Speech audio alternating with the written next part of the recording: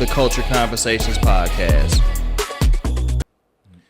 Welcome to the Culture Conversations Podcast. I'm your host, Anthony Thompson II. Today I have a special guest.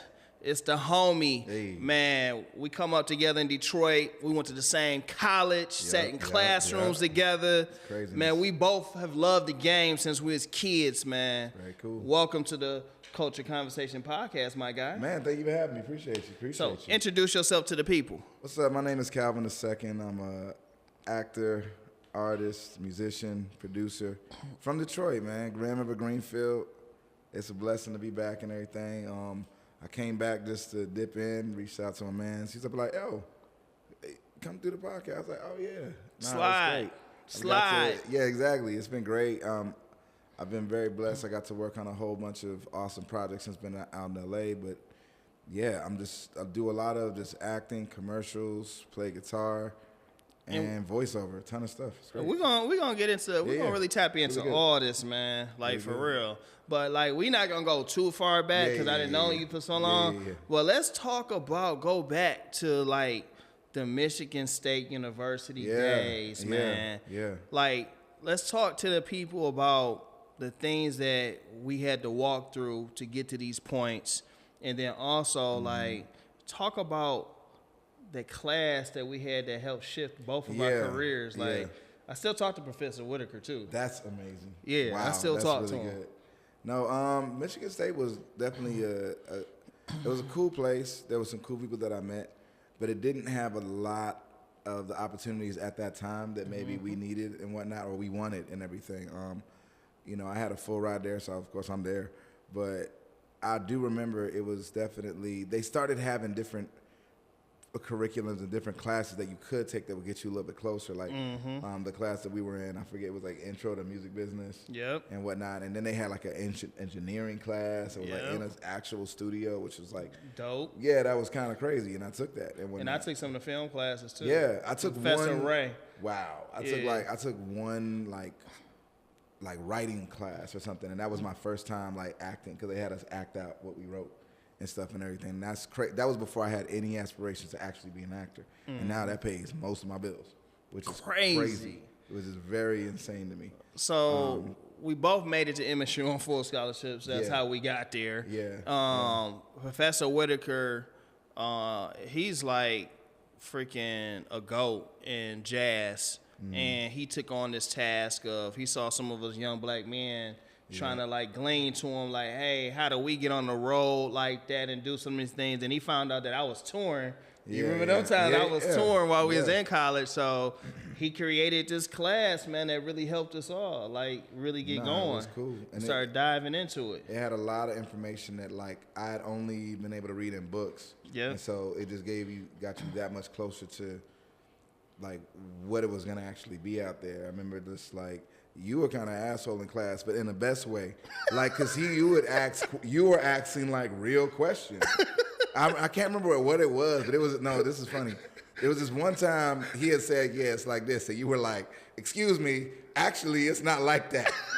I did that and it's more like this. So what I was on the road. I've been on the road. And it was like, that's not how it goes. I can't remember what it was. I wish I could remember, but it was like, oh, dang. He was like, you know, but I kind of like even having that conversation is powerful because, like, you know, otherwise we're just going off of theory or what was written in a book, which might have been true last year. Yeah. And now I think, you know, with the internet and everything, people kind of see, you know, and I've had a chance to work at different labels and whatnot. Yeah. Stuff changes, the rules change every 6 months, or and maybe you know, even 3 months. And that's what he was going off of was in his time period of being on record labels and touring, which he still is, it went a certain way. And then I was like, yo, it actually don't go like that no more. Go like this. Different. Yeah, it's a little and different. Me and him got real close because of those conversations. Yeah, because he was like, oh, he ain't just gonna let me say stuff and whatnot. So and you're still cool with him today, so that's a testament. But no, I think at State after my first year, I was able to. I like started one of my relatives because I remember being in Detroit and everything, especially at that time. There was not a lot of opportunity. It was like I couldn't even work in a studio because it wasn't really studio. And I'm calling around to everybody I could know to just work in a studio. and they were like either no or we're not in operation anymore or no. Yeah. And it was like, so you saying you ain't gonna take like they were saying no to work for free? Yeah. They was like, no, we don't need a slave. Actually, you don't need a slave. Yeah. Is it that clean inside? Can't nobody sweep? Yeah. Can't nobody clean nothing? Like, but they was not doing during it. our time, you know, in this early 2000s, like this industry here was shrinking tremendously during that period. Like, was there even Yeah, because remember, I was working out of a studio down here with R.J. Rice. Like, that signed Slum Village, that had signed, that had Jay Dilla, had all them. So that's how I was moving around and able to move in other states and do stuff too. But it was a period of time where it was almost like things was moving in secret. Yeah. Okay. It was a lot of industry here even after Motown. Yeah. But it was more underground and moving in secret. Yeah. And so like if you didn't have, and thinking back, I did have maybe some more connects I could have reached out to, but it's like you only go with what you know. Because it was labels here still. It was. Well, in the early, it was late because you remember like Sony, Columbia, Epic. They would have like an office. They would have an office. It would be like in an office. Troy. Yeah. I knew where all the offices were. Yeah. So they would have reps, but it wasn't. It wasn't like it used to be. Yeah, it wasn't like a. Because they all had moved to Atlanta. Yeah, they had I think they had like literally a room, like an office. Yep. And I don't know why they would have an office because it didn't seem like they were doing. Because they would do a lot of the Midwest stuff out of Detroit. And I think that's what it was. It was more so they needed some sort of regional, just so that they could have somebody to come in and do the marketing and stuff on the ground. Like, okay, we're gonna send all the materials there. They'll distribute it to the street teams. The street teams will go put up posters XYZ because they still wanted to. You know, when they was working radio. Yeah, they was still working. Yeah, so they was when still artists came to town. They was doing the they club had to be the rap. Stuff. They had to do that. So they did do stuff, but it wasn't like A&R. Because remember when I was at State, I was doing it for Sony Epic. Yeah. So it was Yeah, but it wasn't like they were necessarily scouting. No. And looking. They weren't looking for talent at all. At all. So it's like if you were talented, it was like, you know what, M had to go to L.A. Yeah. Like Sean. M was going everywhere. Yeah, that was just like where maybe it kind of popped, but he was like going all off, and so it wasn't that there was a lack of talent here. It's like everybody just had to kind of like. Well, I'll say this, so I don't want to diss our city. I'm gonna say this. No, it's okay. Shout out to Maurice Malone. Oh wow. That was doing Hip Hop Shop. Yeah. He really had the battle scene. He had the stuff going when we was kids, and a lot of the artists of that 90s era and early 2000s came out of that. Yeah. And then R&B was still moving. And then gospel never went anywhere. No, gospel we've always had. They've been solid. Like, you got a chokehold on that. That's been good. So like it was some dope R&B artists too. That was, you know, it was kind of almost like, I don't want to say underground. They was working with majors, but it really wasn't locations to like go kick it. Yeah. You know what I'm saying? Hip hop had a spot to kick it. Gospel, of course, moved the way they moved. They had a bunch of spots to kick it, and then R&B really just kind of moved through the. I probably could have took advantage of that relationship with Dwele a little bit more because I was real good friends with his brother, and so every Christmas I would end up over their spot just like chilling. But also, and this is what a lot of people never want to admit, I wasn't good enough at the time. That's a fact. I wasn't. I was good, but I wasn't good enough. Yeah.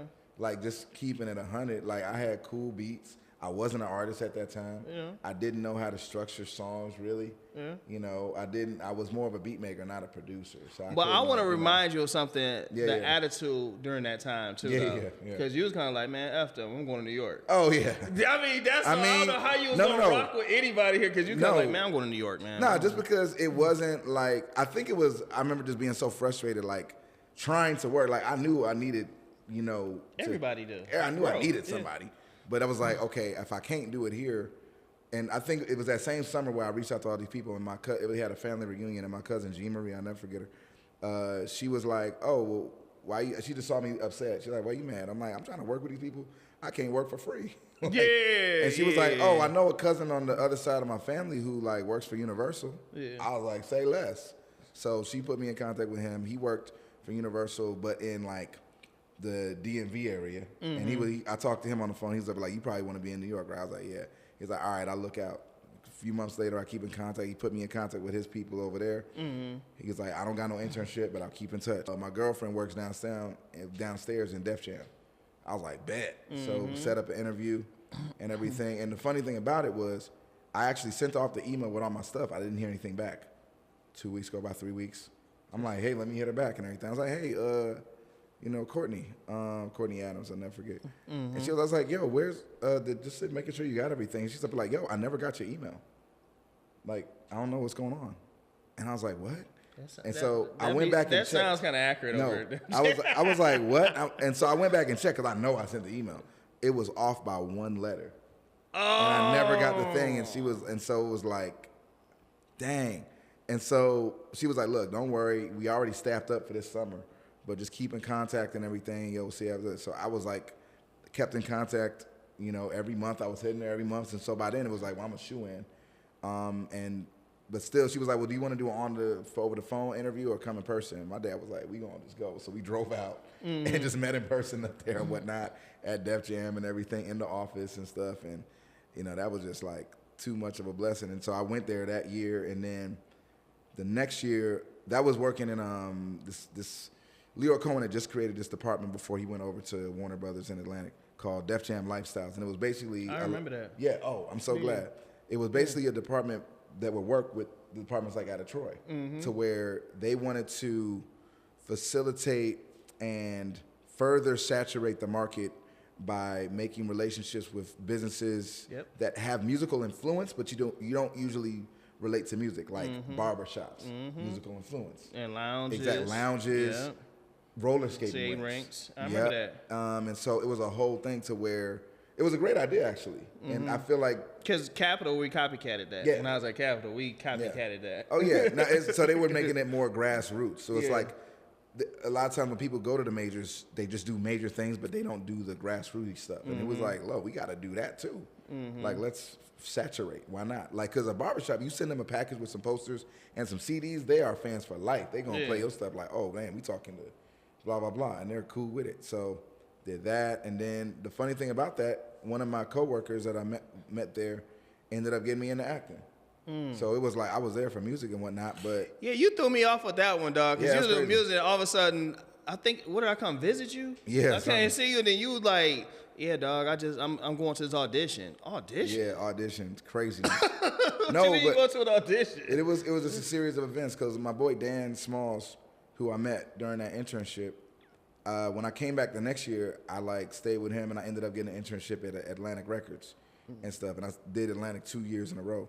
And I noticed he had a job, but he didn't really work. He would work 3-4 days out of the week and then just be chilling. And I'm like, what do you do? Yeah. And so I asked him, I was like, bro, what do you do? He's like, oh, I do craft service on sets. I was like, what? And so it was just passing out snacks or whatever on set. And so I came and worked with him one day, hey, whatever, let's see. And then when I moved out after, that and everything, now I graduated, I worked with this same catering company he worked with, and then I'm on set, and everybody's like, oh, you kind of funny. You should think about acting. I'm like, I ain't doing no acting. I'm trying to do this music stuff. Yeah. And it was crazy because that happens so often. No, for real. It's like I had every connection that I needed in music, and nothing was happening. 0 connections in acting, and everything's happening. Crazy. To where, this is a good one. I would wear a Detroit hat every day because I started balding.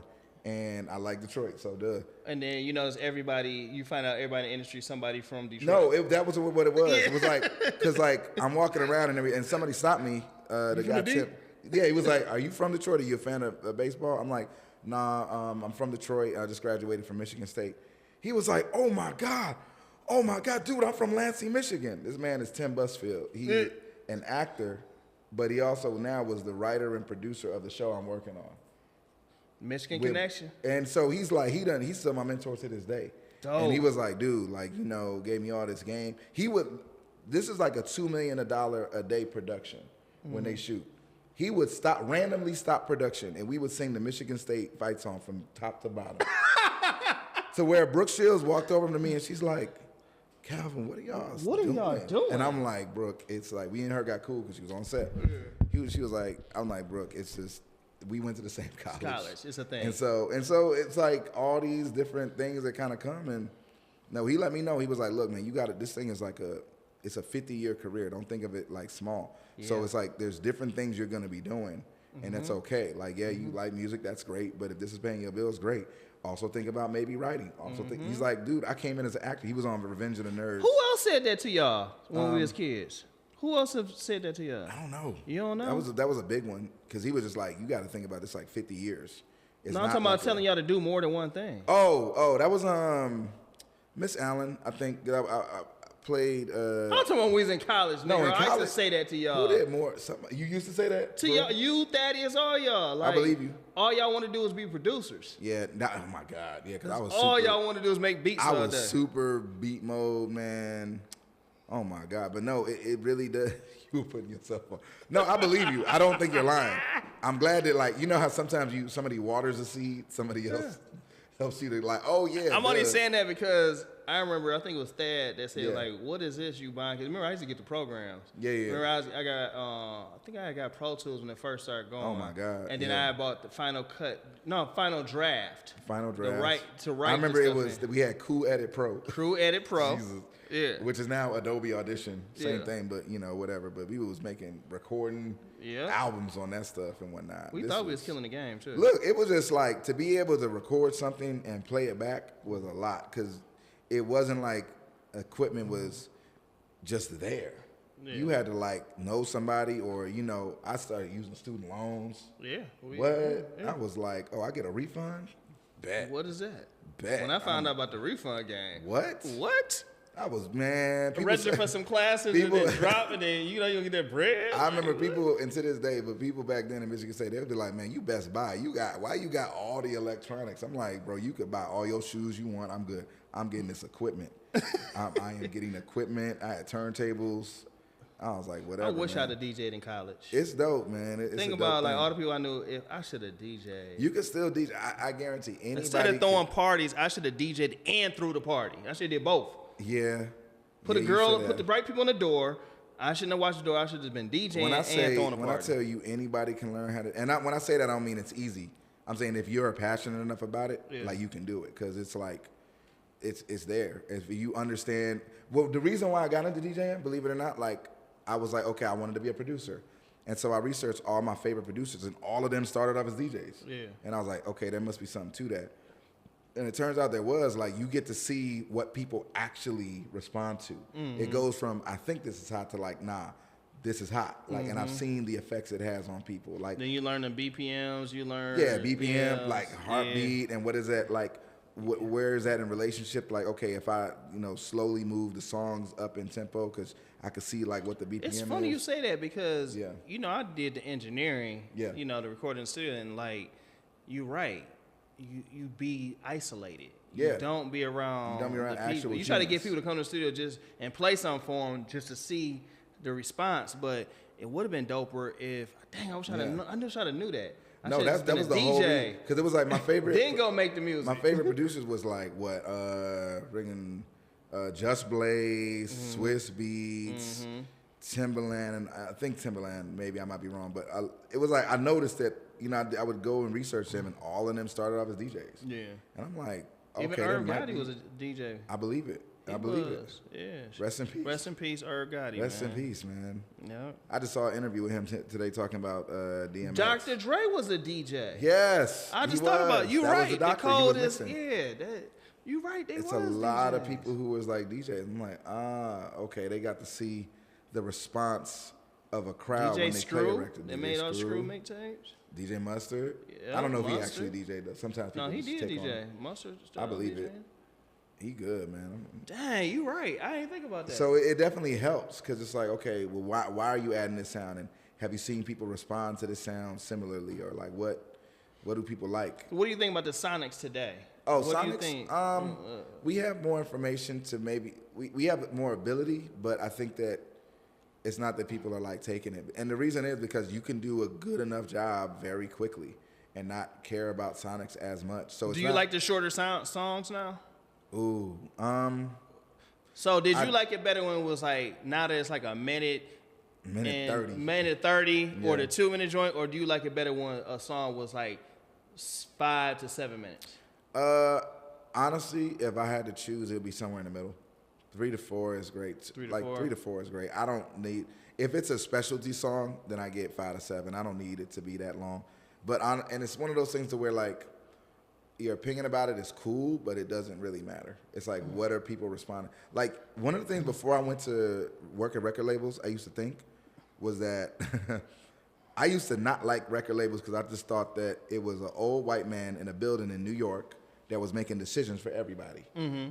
And then I went and worked at a label, and I was like, no, they're way more selfish than that. And what I mean is, they are just trying to make money. If people want... It's a corporation. Yeah. If people gravitated towards songs that were 2 seconds long, they would sell songs that are 2 seconds long. Yeah. If people are gravitating... They still exploiting everybody, yeah, though. they will. They give you the rape charge on the contract. Oh, yeah. They're going to do whatever. Yeah. But, like, they're selling what people are buying. So, like, that's it. It wasn't this thing of, like, I'm going to make people like this. They're not like, no, what do people like? Let's make that. Like, if people are selling, people want tomatoes, let's sell tomatoes. Yeah. And it's so still they're way an more influence, though. Yeah, no, they do have an influence because they curve things so they can make more money. Yeah, they curve things because they can kind of control the market a little bit more. And it's not like they don't control the market, but if people are rebelling, they're not going to fight directly against the wave unless it's like a very bold.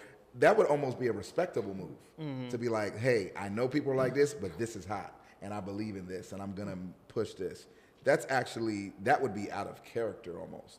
That would be like dang. And there have been people in the past that have done that. So I'm not going to say that, it's easy to demonize everybody that works in a label, but actually being on the floor, and honestly, it's a lot of stuff that I don't honestly, like a record label is really a bank. That's no, really it is. It's a horrible bank. With bad interest rates. What I didn't like about working at a label, what I was like, because I am an artist, it's too close to something I want to do.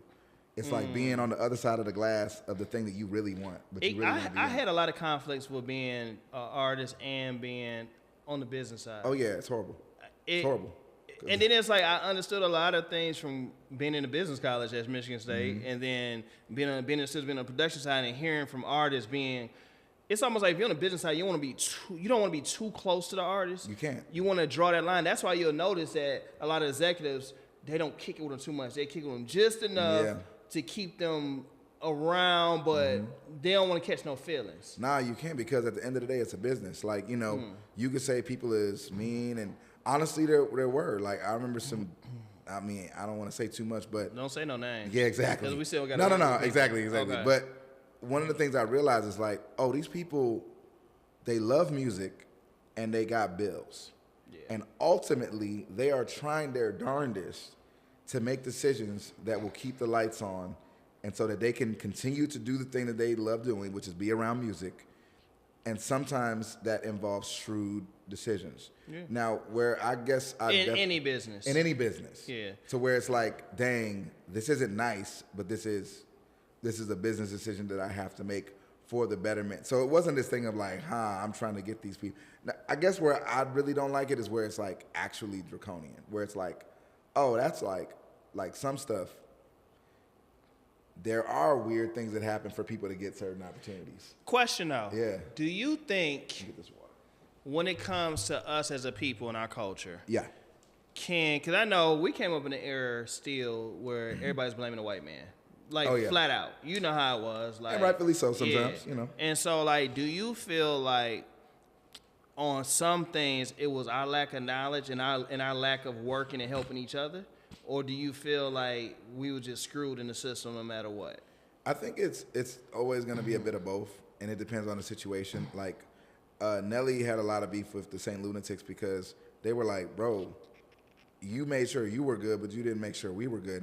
And the way he felt about it was like, yo, I got my attorneys. Like, I thought y'all was doing your own and stuff. And so it was maybe a communication or maybe certain levels of entitlement or expectations. But it doesn't mean that, like... I can tell you what really happened. Yeah, go ahead.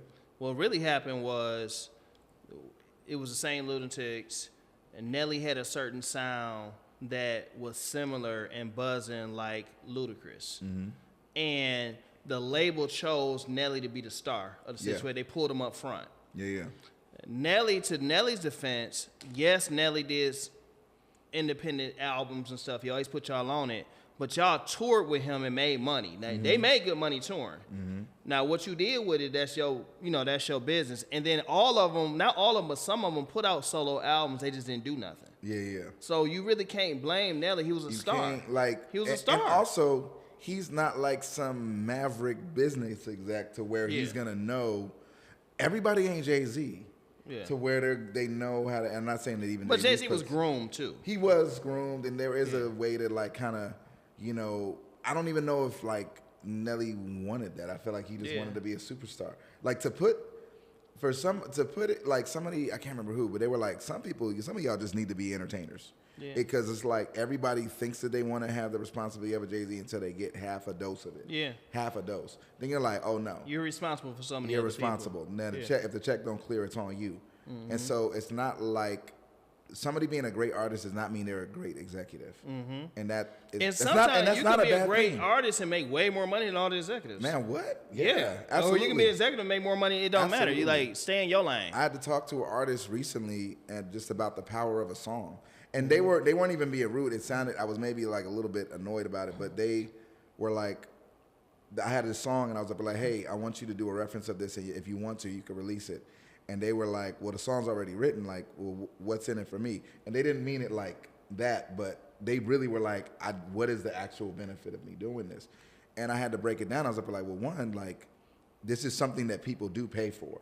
Two, you having, and they didn't know, they really didn't know. So I told them, I was like, hey, never stop asking questions because that was good.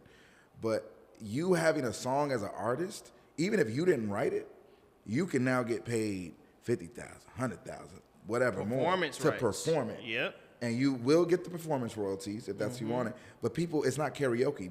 I don't want to hear somebody else do their song. I want to pay you to do it specifically. Yep. And so because I want to hear you do it, that's powerful. And now you have a catalog. Yep. Because somebody else put me on, they were like, it's not the music industry, it's the catalog industry. And actually, it's you like gotta that. Have a catalog. And it's like that in TV and film, too. I believe it. Where I be trying to, like, even talk to people now. Like, I didn't get on my team. Like, we about to do some more things. And it's just like, we need to just build a catalog and keep going. Yes. Especially, my thing is, this is what happened with Nelly and them, with the St. Lunatics. And Nelly was hot. Yeah. When you hot, whoever's the lead, let them be hot. Let them lead, because then everybody make money.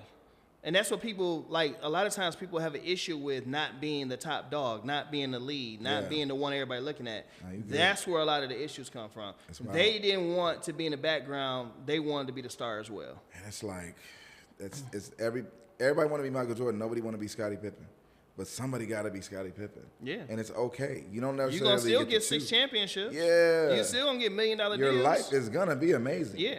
So you got to be able to, like, actually determine, like, okay, where do I fit in this? Like, let's step, like, everybody's, a lot of times, people can't see the forest for the trees. They're so close to it. They can't step back and out of time and out of this. Like, okay, where am I at? And where is this going to be going? And how could I have this be the best? And then ask people that have been there before, like, hey, I'm here right now. Maybe this artist over here is blowing up and I'm connected to them. What is the best way to, I'm working with an artist right now. We were just in Westlake Studios and they on fire. And I'm associated with them and whatnot. And so you're on a winning team. And people, I'm on a winning team. You can go out and cut other deals and have conversations about, hey, I'm producing, I'm writing, I'm doing these things over at so-and-so, or I'm working with this person. They name hot. That's going to open doors for you, It's and like, who don't want to be on the championship team? Like, I'd rather be on this championship team than be out here for a team with the Jazz and we suck. Nobody knows, not one player on our team, because we all garbage. No, literally that. And it's like, one of the things is like, really, I remember I worked with this group of individuals at the studio in LA, and we were all cool. We all knew each other, and we were all just working on our own projects. And I remember just thinking, like, yo, we some fools. We all know each other, but none of us are like, if we all came together and were like, yo, let's pool all our talent together, we could even just choose one of the artists to, like, hey, everybody, this month we gonna focus on so-and-so. So if you got a project, cool, we all gonna come in, either help write, produce, market it. What connections do we have? Let's do XYZ. Whatever connections have, we could, like, actually do that, and it could be a thing to where now we're in a better position than we were tomorrow or yesterday.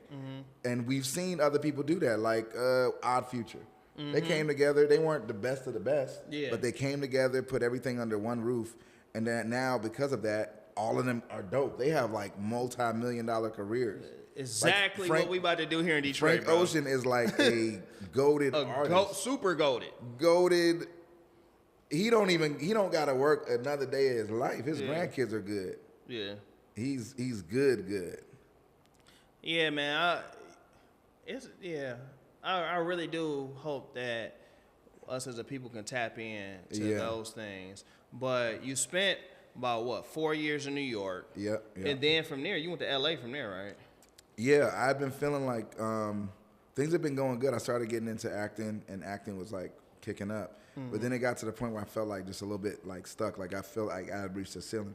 It was a trip because everybody's like, dang, Cal on another commercial, dog. Yeah. You was kidding, man. But no, that was mostly after I moved to LA. Like it wasn't that I wasn't doing anything in New York. I was, but it was like the reps weren't messing with me like that. It was like I just kind of got a lot of. It wasn't even like I wasn't good or anything. It just wasn't. I just wasn't really.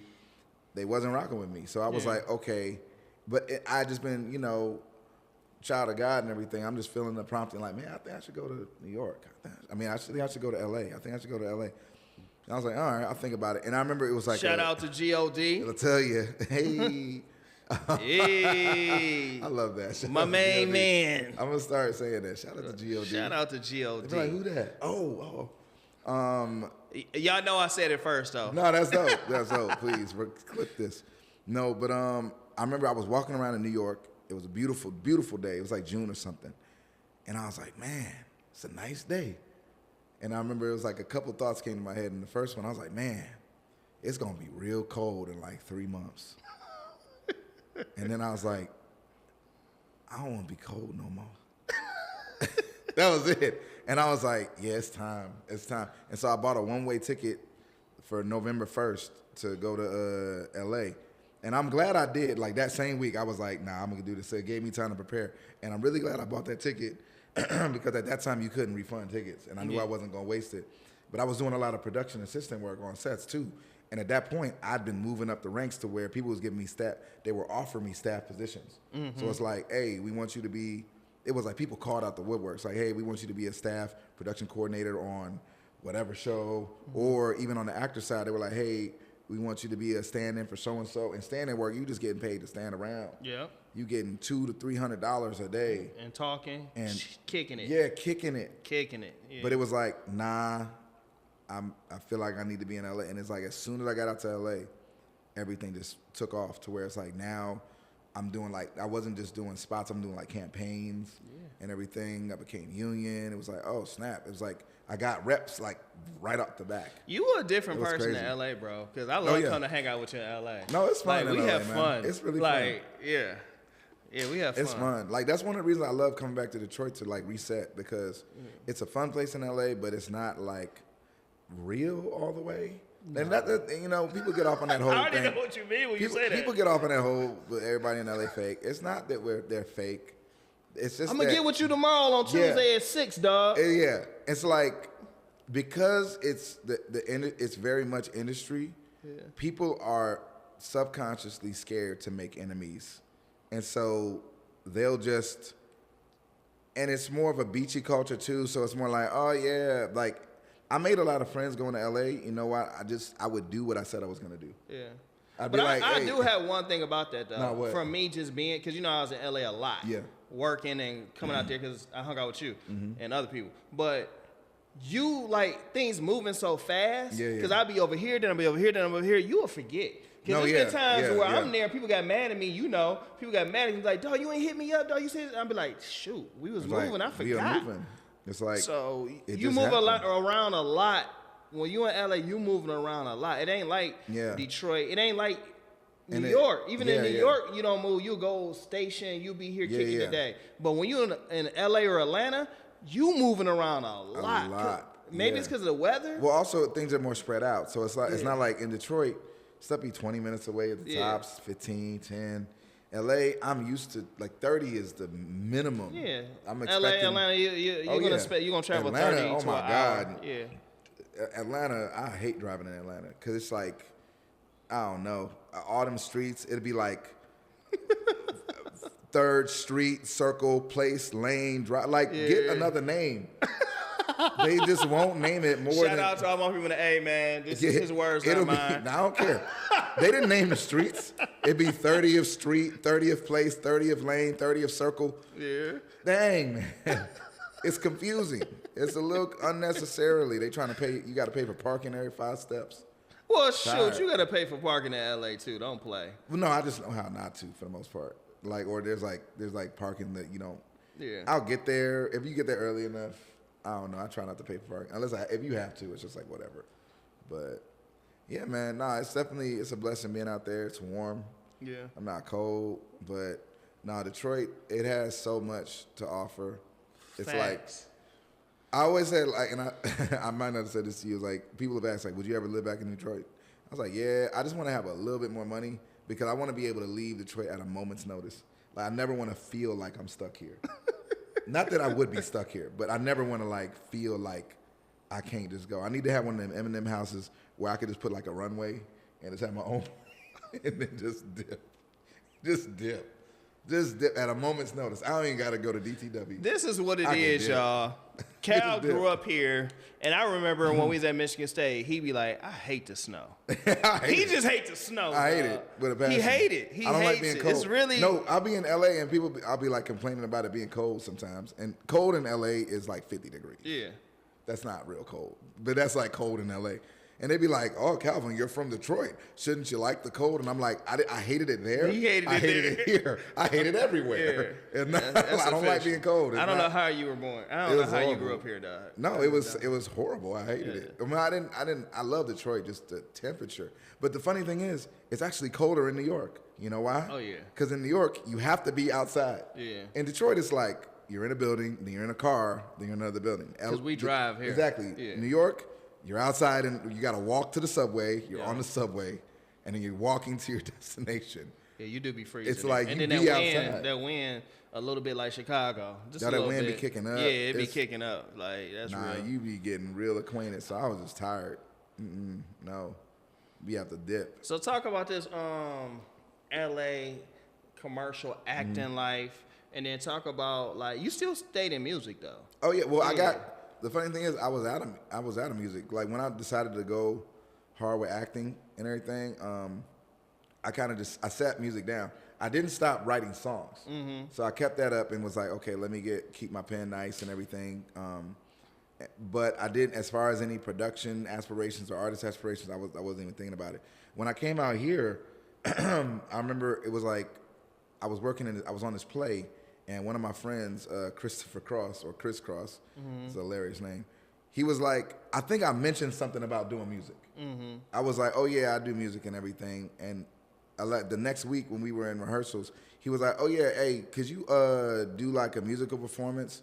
I'm gonna be DJing the show in Malibu, and I need somebody to like open up for me. And for whatever reason, I said yes.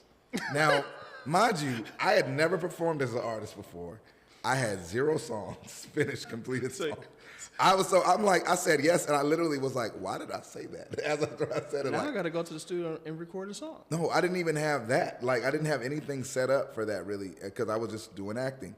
And so, but I called around. I was able to get a full band within like a month. We went to rehearsals. I finished writing these songs. We went to rehearsals, and I went and did the performance, and it was like, oh. Was it good or was it trash? No, it was actually good. For my first performance, it was actually good. It was on YouTube, so I can show it to you.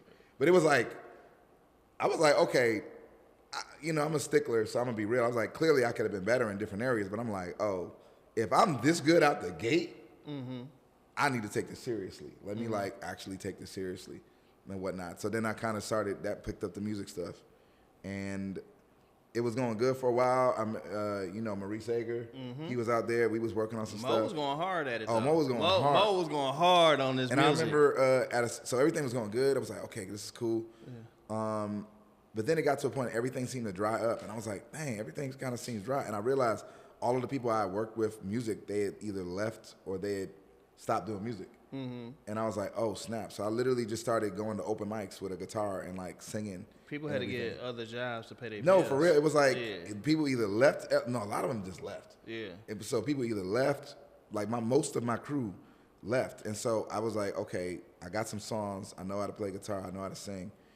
Let me just go out to open mics. So I started going out to open mics like 3 times a week. And just to do that, got like a whole connection of people. They was like, yo, you're dope. We love your stuff. Bomb. And then started working with some awesome people, including one of my mentors that I'm still working with to this day. And at that time, he did a whole EP with me, but then he changed careers. Now he's back in music. And so it's just like, oh, dope. But there's all these different opportunities. And actually, one of the best things that happened to me was when he stopped producing. Because like after a year, I was like, dang. I need some tracks. Yeah. And then, because he went on to another field and he was like, oh no, don't worry, we're going to go and finish up. And we never really did. Yeah. And I was like, hold up. I know how to produce. Yeah. But his brother at the time had like a medical injury and was like, yo, would come to me randomly like, yo, could you like go to the studio and make some beats? And I'm like, how do you even know I produce? Like, I didn't tell nobody that. Like, but I was like, okay, cool. I would go to the studio, work with him and stuff. And I was like, I got back used to doing it because it was just a thing. And then it was like, okay, I know how to do this. Let me actually make some stuff for myself. I made the first track I licensed to Facebook for $5,000. Talk about that, because I felt so dumb. I was like, I could have been making money this whole time. Like, what was I doing? You talked to me about that, man. Yeah. I think it was like a 2-year run when you started figuring out how to monetize yourself? Yeah, because it was like I was, to be completely honest, I didn't want to go through the learning curve of getting good at production again because I was horrible. I was so bad when I started out production.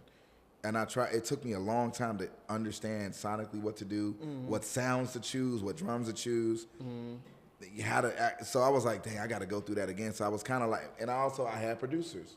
So I'm like, man, whatever, I'll give up 50% of this just to be able to knock out a song. But then it's like, once that dried up, what you gonna do? You gonna quit when you started figuring out how to monetize, where were you making more money at? Was it still the acting? Or was it acting? Definitely, because you got into licensing or something we talked about. Yeah, before. no. Talk about that licensing. Licensing is good because there's a lot of opportunities for it. To be completely honest, there's still more I can do in it, and acting is doing more. Right now, I'm focusing on having a catalog. Like if you can have a completed song or completed songs, that is really the thing. You need to have a catalog because whether it's sync or whether it's you just performing, you want to be able to have stuff to go from. So say if you're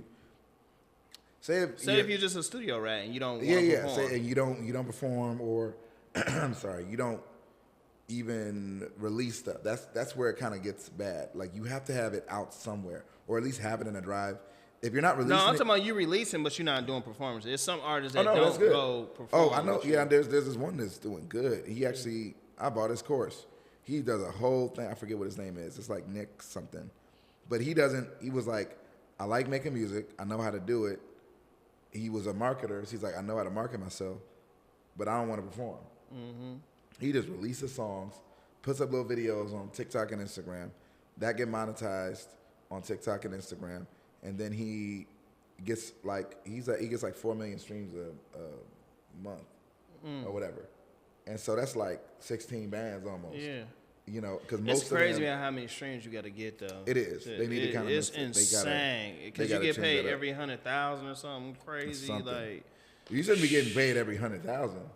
Every 100,000 streams. Oh, okay. I was like, no. Oh, you mean $100,000? No. I mean 100,000 streams. Yeah. It's very weird. So there is a way, but again, he's able to do that because he has several songs out. So imagine if you write a really good song, you release it, it goes viral, great, running it up.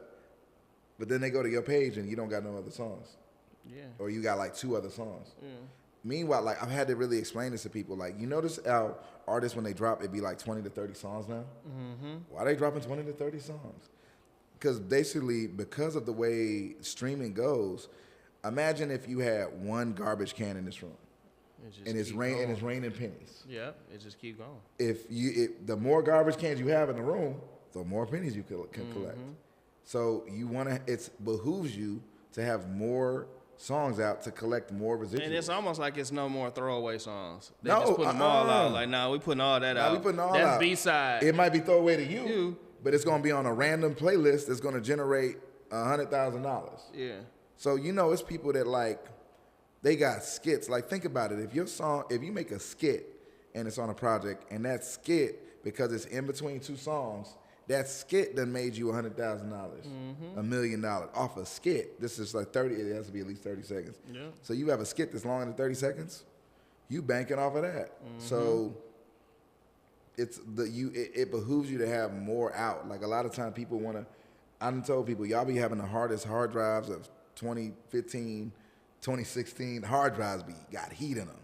Everybody's like doing this weird thing where they just drop these songs, man. Just drop them all. Figure out, and I'm, get some content, get some okay, whatever. Like the best way I've heard it described to me is, you got to show people how they can, give them a visual of how they can enjoy the song. Like, okay, what would somebody be doing when they're listening to this? Do it and show yourself doing it. And so it might give them an idea of they might imitate it or do whatever and everything, but show them how. That's what made TikTok so powerful. Yeah. That's what made these kids love it. That's what made it so powerful. It's because it's a lot of kids making a lot of money doing this. Dope. Creating content, dropping a song with it. Content, they dropping a 60-second song. If you're a music artist, you also have to be a content artist. Sorry. Yeah. Because okay, well, would you rather have it now to where you have more control, but you could also you got to do content, but you have more control and everything, or you could go back in the day to where content, what are you talking? One, you couldn't do content. You couldn't get your stuff out to the masses. And everything was gate kept. So everything was gate kept. So if you didn't know, I had to talk about it to a random cousin who happened by the grace of God to know somebody on the other side of the country. We worked hard. Dude, and this is stalking. I'm stalking 5 adults to get this opportunity. Had to keep stalking for another year to get an internship to work for free. We worked hard. Like what? Bro. Real hard. I would take now, if I could, and I'm not mad about anything. I still release stuff and it's still going good now. But if I could choose, man, you better be thankful. So I don't really deal with people complaining about it because you still have, everybody has more of a chance. And not even a chance, you don't even have to be big there's a lot of money between Zero and Rihanna. You don't even have to be up there. There's people clearing 100,000 to 300,000 or more independently. Today still, independently. Good money. Yeah. So if you're doing that, your bills are taken care of. You're able to go on vacations, and if you're a performing artist, you're able to actually go around, maybe build in a vacation to your tour. You are winning. Yeah. There is no loss in that, and eventually you might be able to partner with some company or something, or even one of the how to especially for the young guys. How do you suggest they partner with these companies? Are they sending out pitch decks? How are they getting to these companies? When you say partner, in what way specifically? I could what I'm gonna say is, say a youth and they're a content creator, or they are a music artist. What are the ways that they can partner with these companies and connect with them? How do they get to them? All right. One of the best things I've heard about it is if you can start making a profit and show on paper how you're making a profit, it's easier for you to write up a business plan and actually shop that around to different investors than it is to go to a label. Because one... No, I'm talking about to some of the companies, not even the label. I'm talking about to Pepsi. I'm talking about to McDonald's. I'm talking about, because you were talking about something they can do partnerships and licensing. How do they get to these? So there's different companies that if you have, depending on what you have. For content creation, I can't give as much information on that, but as far as music, you have to research different sync companies and what they're doing and whatnot, and then you submit your catalog to a database and whatnot, and your stuff can get selected. So there's different. So if you're a music artist, you take your music, you submit it to a company that does sync licensing. Exactly. And so they'll. And you didn't say that, but I want to put that out there. Thank you. I appreciate you for breaking it down. So a sync licensing company, and you don't have to do all exclusives. You can do ones with people that they're non-exclusive, to where you could like actually have your stuff at different. Well, all the sync licensing companies are in L.A. and New York. Majority. Maybe a majority, but that because it's digital now, they don't care. They just want content. Just be anywhere. Yeah, they want music. Okay. Like you have an email and an internet, so they don't necessarily care because they're almost never going to meet in person. Mm-hmm. They don't need you to meet in person. Like they could, and if they need if you need to make an edit, they will just contact you. But also you have to learn like how, and there is information out there. Some is free, some is paid. But how to actually structure some of your songs, because you might need an instrumental. Mm-hmm. You might need to add different things. Or and if you're a producer and you're doing stuff that, for different bumps or whatever, for just to be in the middle of a TV show, there's a certain way they have to be structured. So just learning what that is. And how would they find that information? they're going to have to really research it. Because there's not like one area I can say, oh, go here and get it. Mm-hmm. There's a lot of stuff online. There's this one guy, I don't like try to, put too many people on, but this, this isn't a gatekeeping thing. This is if I'm going to refer, I like to be very sure of what I'm referring somebody to, because I don't want it to be like, well, don't do it. I just wonder. Don't do it. I just wonder. All right. Okay. But there are people, if you do a search on Instagram or TikTok about sync, you will get information. Mm-hmm. Some people are selling courses about it. Get whatever, maybe get a cheaper course and get the information, and then from there kind of plot out where you need to go. That. What do you think about these people selling all these courses, like for music, production, investing, buying houses? That's a great question. And it's, I'll give you my opinion, but I'm going to let you say yours first. No, somebody taking the time to bundle and disseminate information so that you don't have to take a week, 2 weeks, or a month, or maybe years to do it, there is a benefit to it. I think as long as, like, I've bought courses that were quality courses. Mm-hmm. I bought courses that were trash. And so that's kind of... What made them trash? If the information is not presented professionally, if it's not accurate, if it's outdated, if it's not, really those. It's just like, okay, this is not necessarily true, or it's not necessarily presented in a professional way, or its only use is to get you to buy more later. It's not like funnel systems. A funnel system to where it's like, okay, you just gave me the basic definition of anything. You didn't go do anything deep. Or some people, because they have a name and some success, they overcharge. And they'll do this, and it's like, okay, I trusted you because of your name, but the actual information, somebody else had it. They didn't have a name, but it's the same information, and if not better. So, I'm not mad at people charging for their time and for packaging something for the masses, because you should. There is a value to that. I just don't like when the value isn't meeting it. So if you're offering something, if there's a mismatch of value, that's what I'm like upset about. But yeah, man, I tell people, you got the value out of that side. Tell me about that story about this amazing art you're wearing. I can't remember the artist. I will definitely send you a link and whatnot. But the great the great LaRussell, I shout this kid out as much as possible, because I think that he is not only changing the game, he's opening up doors and opening up minds so that people can think differently about their art and whatnot. And he's showing them what they can do and how they can do it. But no, he had a video on and he was wearing this, and I instantly hit up him and the stylist and was like, yo, it was a great video. Where can I get that from? And they have a lot of other stuff too. Yeah. They have like Bob Marley or whatever, but I'm a big Sade fan. I grew up on her. That was like cleaning the house music and whatnot. So I just always love anything with her. And so I can't even wear this that often because I'll wear it out. So but yeah, great artist. I'll give you the name. It'll be on it. You can put it on a link on the thing, because I feel bad about that one. Like, dang, I should actually let them know. No, you good. Where it's from. Or gatekeep. Yeah. It's all good. It's a lot of gatekeepers out here. I try not to gatekeep. That's something else. Okay, we were kind of talking about that before the camera. Like, go ahead. Just gatekeeping and just like, what are your thoughts on that? Like, because I definitely want to. Me? My thoughts. I'll give you my thoughts on gatekeeping. I think you're lame and you're whack. Yeah. And the reason why is because that's the whole reason Entertainment University got created, my nonprofit, for these young folks, for these youth. Yep. It's so that they don't have to, what we went through we fought to get to the information. We worked our butts off to be in this industry. And then we dealt with people that the game is sold, not told mentality and would not.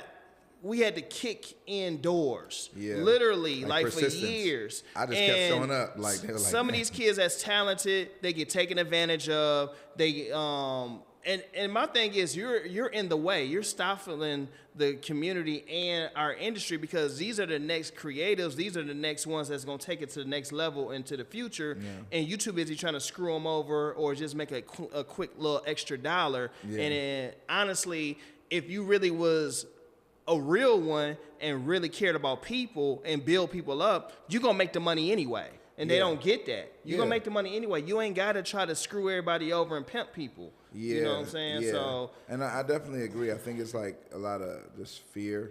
Like, one of the things I learned in college is like people look at it as a zero-sum game to where they think there's only a limited amount of slots. So if I don't get mine, then I'm never gonna get it. Black people like being onlys. Yeah. They still want to be the only in the room. Like they feel empowered because they're in the room with a bunch of white folks and they the only one. You do not. That's have to whack. The internet is real. There is a world where everybody can get their slice of the pie. Like one of my businesses that I have is a candle company, and one of the best things that I realize about it is nobody is in competition with nobody else. If somebody likes your candles, they like your candles. That's it. And it's not going to stop them from buying somebody else's candles at all. If they like candles, they're going to buy candles, period. Yeah. So it's not like this thing of, I don't want them to get this. Go sell them. I don't care. So the moral of the story is all y'all stop gatekeeping. Stop. Just kill it. Now, okay, here's a good, interesting question. What is the standard to share information? Because you can't just give out everything to everybody. Like, how do you actually decide who to disseminate information to? Is it just anybody? Let me say it this way. I'm going to make it real simple for you. The same way that the needle moved for you, God sent people within your what word am I looking for? God sent people within your path. And that's how you got to where you are. So you guys gonna send people in your path on who you're supposed to glean to, who you're supposed to connect to, and share information with. So it's no reason to like sit here and think like, okay, I can only mess with these people, that person. God's gonna line that up anyway. But that's actually amazing. Thank you for saying that. Do you feel like there's ever a time when you're like somebody comes to you and your discernment is just like, nah, don't mess with them? And if you do, could that be considered gatekeeping? Well, I say it like this. I'm a very blunt person. I will tell you, my spirit You'll told say me. Why. I will say why. You know I will. That's why. And I'll say, hey, I'll refer you maybe to somebody else that fits your spirit, but our spirits are not connecting. And I don't think we need to work together. So, I'm very, I would say that, but I'm called to talk like this. Everybody ain't called. Some people might get punched in the face. So, it's about how you're made up. No, that's great. That's a great answer because I think that's the thing. I think that some people, like, it's okay to be discerning about who you're working with. But like you said, it's like if people are genuinely coming to you. But I don't worry about it because my whole thing is I can give you the information and you still can't do nothing with it. It don't matter. And that'd be the thing. If take that information and go do what God calls you to do. I'm cool with that. The thing about it is, along those lines, most of the time if I give somebody information, even if you do it, you're not going to do it like me. You're going to do it a completely different way. But a lot of times it might just encourage you to do it might just be encouragement. People think that it's like, oh, if I say this, they gonna be fighting. No, you probably just encouraging them to, like, I have seen it go weird to where like somebody put some people on, and they were like, it was like a thing to where they never said, it was like weird the way that they did it. It wasn't like, because once you do something, if you're doing it for God, you're doing it for God. You're like, all right. So I think in their case, while they were annoyed by it, they felt like the person was like, well, dang, you ain't even come by. Like they basically were copying them 100%. But I'm gonna say this too, and then we're gonna get off this subject. Yeah. Like I'm gonna say this. Your gift, God gives you gifts to share with the world. Yeah. Certain things. God gives you gifts sometimes to align and share with a certain people or things of that nature.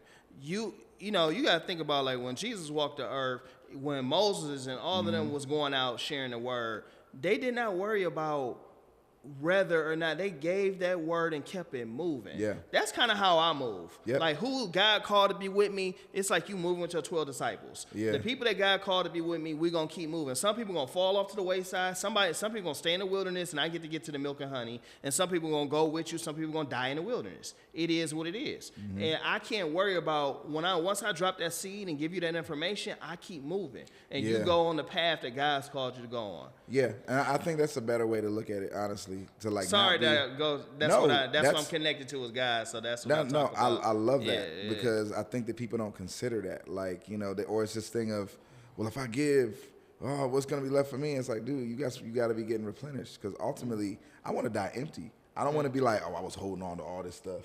Yeah. And nobody. The graveyard full of whole lot of ideas. I didn't share, disseminate. I didn't give it out. Nobody was better for my presence. Why are you even here? I think I told that to somebody recently whose name I will not say. But I was like, why are you even here? Like, if you're not going to help people, do you think you're here just to suck up air, eat, and then go home? Like, you should be, if you have an ability to actually help another human being, why not?